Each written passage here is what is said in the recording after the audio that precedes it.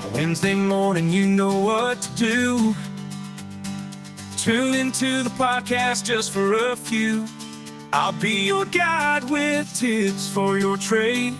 Business success, that's what we'll create. They call it private practice, a world of its own, where entrepreneurs thrive and dreams are grown. From marketing strategies to financial know-how, I'll share the secrets, come on and take a bow. Welcome to the Private Practice Podcast, where I'll help you thrive and we'll have a blast. Tune in every Wednesday, and you'll soon see your business success. It starts with me.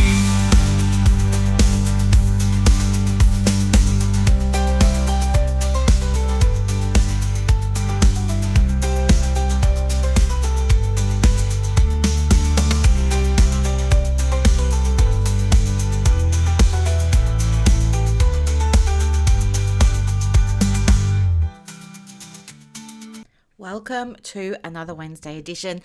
I'm so pleased that you're here. Let me just get myself set up.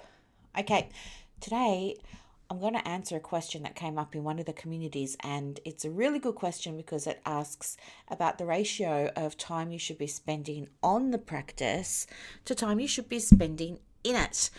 And no one ever walked me through this, so I'm going to give you some bite-sized key statistics this morning so that you've got them and you know whether or not you're on the right track and what to do, okay? This is all about your balancing act, working on versus in your allied health private practice, okay? So first off, we need to really understand the importance of managing your time.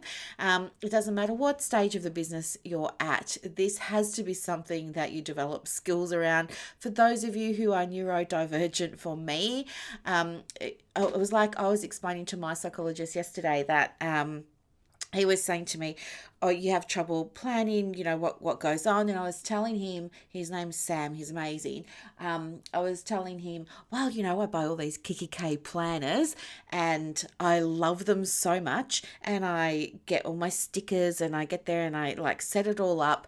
And then I have the intention of using it, but I don't. The thing that I use now is I was using an app called Structured. It's free. You can get it on the App Store and Google Play. Well, I don't know if it's on Google Play, but you can definitely get it on the App Store. It's called Structured. And the other thing that I use is Google Calendar. So I use the tasks and the calendar to organize myself. But to be honest, I don't use the tasks that much. I tend to put all my tasks in the calendar as like mini appointments that go for 10 or 15 minutes, because that way I get notifications and I work better if I'm getting reminded that I've got to do things. So you're going to find your own way. I was saying to Sam, I just feel like I need a planner that's for squiggly minds. Most planners say, here's point A, there's point B, now break down the steps for how you're going to get there. My brain doesn't work like that. I can do it for other people and I can do it for myself, but I won't implement it because my brain will take me off down rabbit holes. I'm easily distracted. I love to work in flow and all those things. So anywho, managing your time is very, very important. And if you struggle with time management, you need to get on top of that as a priority. You just heard I'm getting support around it now for me too. I feel like perhaps I do have ADD or something. I'm off for an assessment for that in September, just to rule it in or rule it out. But there's definitely something I struggle with when it comes to planning. Now, the second thing that I just want to get clear is the definition of working on the business versus in it, right? So when you're on the couch and you're working with a client, I nearly said confronted by a client. Can see where my head's at this morning. When you're sitting on a couch opposite a client and you're doing the work, that's you working in the business, okay, very broadly and generally speaking. And other things are you working on it. So you doing your website or your marketing or having GP meet and greets or all those kinds of things is you working on the business. And this is a very important distinction to make, because I think a lot of the time when we, get our qualifications and we go and open the doors to our very own private practice, we assume we're going to be solely and wholly on the couch in the business with our clients. And it's kind of a rude awakening when we realize, oh no, there are things that you need to do. You've got to work on it as well. So let's break down the ratios for you. So I've got them in a couple of sections here. The first section is startup and early stage, right? So you're going to be spending about 40% of your time on the business and 60% of your time in it. Your key focuses are going to be delivering therapy. So you'll be doing that roughly 60% of the time. And then the remainder of the time is going to be split up usually into about 3 key areas. And that's going to be setting up your systems, your foundations, your processes, all those things. I mean, they should be in place already before you open the doors, obviously, but there will be some tweaking that needs to be done. That's going to take up about 15%-ish of your time. Then you've got to be marketing every single day or week. That's going to take up another 15% of your time. So that needs to be allocated in your diary. And then, of course, you need to have 10% of your time allocated for planning for the growth of the business, right? Because you're just a fledgling business at the moment in that startup stage. So they're the rough general statistics for, right when you first start your private practice. From there, once things get stabilized and you're kicking on a little bit, you're going to be moving into what's referred to as the growth stage. So the growth stage in private practice looks like a roughly equal split of 50-50. So this is 50% of your time is spent working on the business and in the business, right? So client work 50% of the time. But then we've got new tasks that you're doing that you weren't doing when you're in the initial stage, right? So now you've got different tasks like management tasks, and you're going to have different tasks around things like more strategic planning and hiring and training. So recruiting, onboarding new team members, training them up. You might even have some of that time allocated towards supervising them, all those kinds of things. That's what it looks like when you're in the growth stage. So if you're in the early stage at the moment, you're probably spending 40% working on it, 60% working in it. You are moving into the growth stage where it's going to be more 50-50. Once the business is established, and you don't have to hire people or anything like that, I'm just giving you the general gist of what it looks like. But when the practice has become established, those ratios change again. And usually you will be spending between 60 and 70% of your time working on the business and between 30 and 40% working in it. The time allocation will usually look something like this. You're going to have between 25 and 30% of your time on business development activities. Then you're going to have 20 to 25% of your time dedicated to improving the systems that you put in place when you first started the practice. You're going to have time there for your clinical work. That's probably going to be around 30% of your time. And then you're going to have between 15 and 20% of your time, sometimes more, for allocations for staff management. Now, that could be managing admin, your virtual teams, your subcontractors, your employees, things like that, right? The last stage is when you're scaling. So scaling means like even bigger growth, and the ratio then is like 80 to 90% of your focus is going to be on the business, but you'll only be doing like 10 to 20% clinical work yourself. You'll be spending most of your time focusing on business operations. That'll take, again, it's different from practice to practice, but in my experience, probably 30 to 35% of the time. And then you'll be engaging in new activities like leadership and team development, which is going to take you 25 to 30% of the time. Strategic planning and expansion for the business, 25 to 30% of the time. And your clinical work will usually be be between, say, 10 and 20%, right? You'll do just a smidge of clinical work because you'll want to maintain your currency for APRA if that's who you're governed by. But also, if you're not under APRA, for your membership bodies and things like that, you may have requirements for currency for your clinical work. So you'll be seeing, like, maybe kind of like what I do at the moment, just 2 or 3 clients, not that many counseling clients. There are going to be certain things that can influence the change of these ratios. And as I've said, it's going to be different for each practice. I'm just giving you a general breakdown of ratios based on my 30 years of experience. But some of those factors can include things like your own personal preference for what you want the business to look like, and your career goals, obviously. It's going to look different for different practice sizes. So if you're determined to only ever work as a solo private practice owner, solo practitioner, that's going to be different to if you're somebody who is open to hiring a subcontractor or 2 or 3 or 4 or 5.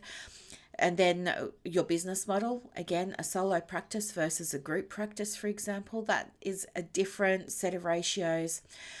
Your business model can be influenced to some degree by local market conditions, but not all the time. But I mean, things like competition. And when I say that, I'm saying never be heavily influenced by external circumstances, because you run the business, the buck stops with you. You get to make the choices, you get to make the decisions, and you can attract the clients and the team that you want to your private practice, irrespective really of what's going on out there. I don't think what's going on out there has too much to do.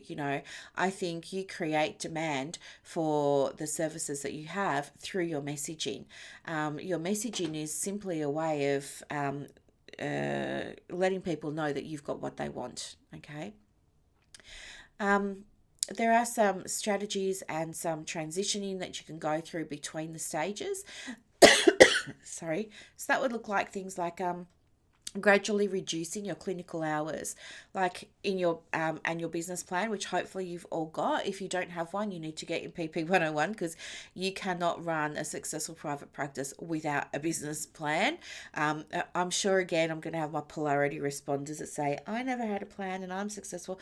That's great for you. But for the rest of us, no, if you want to create success, you need to have, of course, proper systems and processes in place, and having a good, clear business plan is one of those. So a gradual reduction of clinical hours can look like, say you want to drop your one-to-one work by 10% a quarter, and so you're going to do this over your 3-year business plan or something like that. It's going to look like hiring and training new people to come in and take over clinical work. You can do that in a number of ways. It's going to be, as your business goes through each of those stages that I mentioned, each stage requires a new scope of learning, right? You can't grow your business if you only have the knowledge to get it started. You need to get new knowledge, and that new knowledge might be for you something like, how do I hire? How do I recruit? And it's not just slapping an ad up on Indeed. There are processes in our industry that you need to follow if you're going to be able to hire staff, and then you're going to have to learn how to train your staff, or do you want to outsource that, and things like that. There's going to be new systems and processes that you're going to have to implement in the practice that will support things like effectiveness and efficiency, because now it's not just you. Now you're going to be asking other people that are working with you to do things the way you want it done. But if you don't have an operations manual, how are they going to do that? And that's going to take up more of your time, because you will then be required to go and monitor things and change things, and monitor activities and all of that sort of stuff. Much better if you've got standardized processes in place. Plus, you'll also be needing to do regular business performance reviews for yourself, for the business, for the team, for individuals that work for your practice, all those kinds of things. And there are some things that I want to share with you so that you can avoid them, because this has happened to other women in private practice that have grown their practice. But, try not to neglect the business aspects of your private practice in favor of doing the clinical work. This is something that can happen because we know how to do the clinical work. We've been trained in it. There's no skill gap there. We know what we're doing and we enjoy it, right? It feels really, really good. And in fact, if we had it our way, we would be doing nothing really on the business, and it would be all, working with our beautiful clients. But if you neglect the business aspects of private practice, the business just won't be sustainable. The other thing that can happen is the opposite. And sometimes we get so caught up in learning about how to run the business side of private practice, we find that we just have natural affinity for it, or it's something we really enjoy and things like that. You can lose touch with your clinical skills because you're now putting a lot of your attention to working on the business. So really making sure that you're balancing your attention here. And then the last thing to just be aware of too is not delegating things as the practice grows. So this comes into things like the masculine and the feminine, and the shadow masculine and the shadow feminine. Obviously, that's a whole other podcast topic. But just to sum up today, it's just going to be really important for you to have somebody that you can check in with, maybe even if you just check in with somebody quarterly, so that you can do a regular assessment of your business. I would actually recommend, for those of you who are just starting up and you're in your first 12 months, maybe have a monthly check-in with somebody like myself, like a private practice specialist who understands about all of these things, so that they can just check that you're right where you need to be, that you're on track, that we're not veering off course. It's really important, especially if you're somebody who does struggle with managing yourself and managing your time, and you have an idea of what you want to get done in the week or the day, but you end up going down rabbit holes. If you can put in place a structure for yourself of support with something like, even if it's just a monthly check-in for half an hour, that's going to help keep you accountable. It's going to give you direction. I think one of the things that happens is we make the leap from working for somebody else, where we've got a position description, we have Monday morning meetings, we have the Wednesday afternoon check-ins and catch-ups, we have the group supervision on Friday. We're constantly getting told what's expected of us. So we don't have to think. Right? You're just told you're seeing clients from 9 till 12, then you're on lunch from 12 till 1, then you're in supervision from 1 till 2, then you've got a client from 2 till 3, and then you're out for the day, right? You don't have to think. All the thinking is done for you when you work for somebody else or you work for a group practice. But when you come and work for your own, suddenly nobody's doing the thinking for you. And if you're untrained in how to run a private practice, you're not going to know what to do. And so you're going to be thinking you've got to do everything. You'll be wearing all of the hats, doing all of the things. And it's really going to make you feel like you're on the brink of burnout potentially, because although you're exhausting yourself, nothing's really changing, nothing's really moving. So it's very important that you have your own structure in place for regular check-ins and assessments of the business.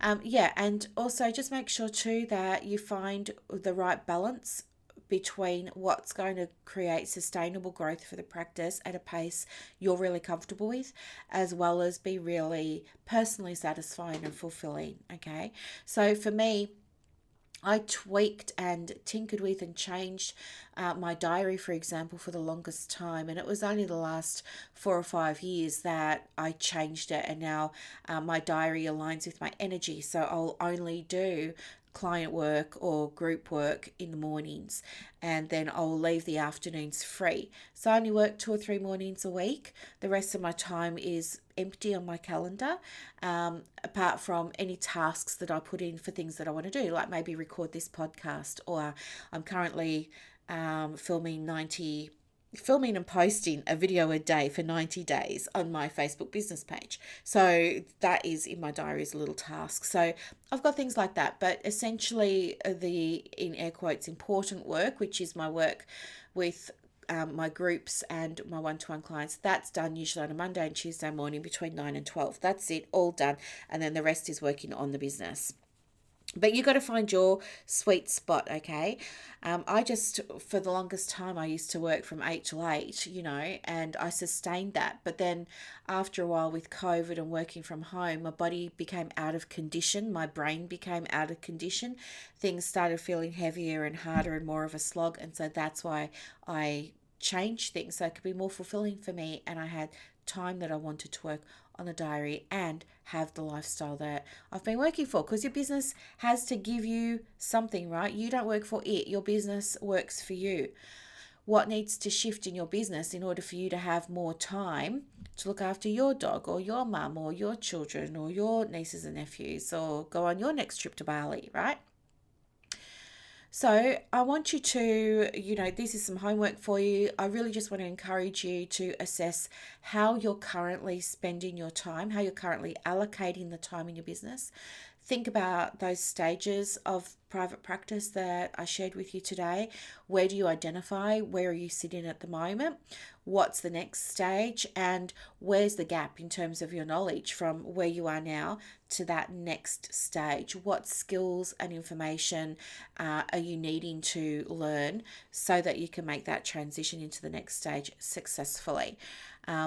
Maybe you want to also, I'd love to invite you to perhaps set some goals for adjusting the ratio of your time working on and in the business as well, based on the figures that I've shared with you today. So I hope this was a really helpful, interesting episode. Thank you so much for tuning in. And I will speak with you on the Saturday episode. We will actually be on a road trip, you and I. We're going up to Daylesford. And yes, I'm looking forward to recording while we're on the road. So who knows what's going to come through. I know, I'm so excited. If you have any requests, let me know.